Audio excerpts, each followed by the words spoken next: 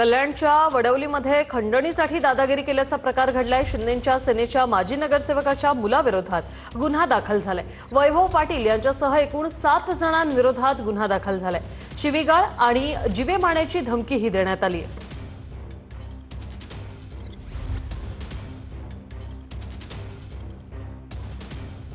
हे दृश्य आपण पाहतोय। कल्याणच्या वडवलीमध्ये खंडणीसाठी दादागिरी करण्यात आलेली आहे। जीवे मारण्याची धमकी जी आहे ती देण्यात आलेली आहे। शिवीगाळ ही झालेली आहे। वैभव पाटील यांच्यासह एकूण 7 जणांच्या विरोधात गुन्हा दाखल झालाय।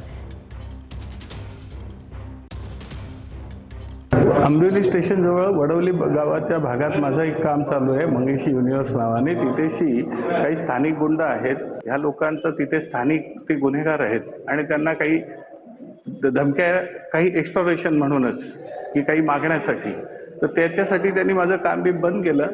तिथे मारामारीची धमक्या दिल्या। माझा सेल स्टाफ आणि या सगळ्यांना बाहेर काढून लोकांना नाहक त्रास दिला आणि ही त्यांची तिसरी वेळ आहे। सीसीटीव्ही फुटेज आहे तिथे त्यांनी चेक करावं, तिथे काय दिसतंय का, आम्ही हप्ते मागतोय का काय मागतोय त्यांनी चेक करावं। काहीच नाही, हा चुकीचा गुन्हा दाखल झालेला आहे। महानगरपालिका आता निवडणुका येत आहेत 1-1.5 महिन्यावर।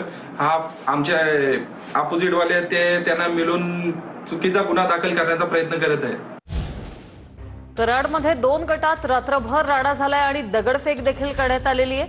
2 गटातील हाणामारीत 3 जण जखमी झालेले आहेत। कराडमध्ये हा राडा झालाय। 2 गटात रात्रभर राडा झालाय। या राड्यात एकमेकांवर दगडफेक करण्यात आली आणि या हाणामारीत 3 जण जखमी झाल्याची माहिती आहे। कराडमध्ये ही घटना घडलेली आहे। एकमेकांवर दगडफेक करण्यात आली। 2 गट आपसात भिडले, मात्र कारण अद्याप समजू शकलं नाही। रात्रभर हा गोंधळ चालला आणि यात 3 जण जखमी झालेले आहेत। अनेक चारचाकी देखील या फोडण्यात आलेल्या दगडफेकीमध्ये या चारचाकींचंही नुकसान झालंय।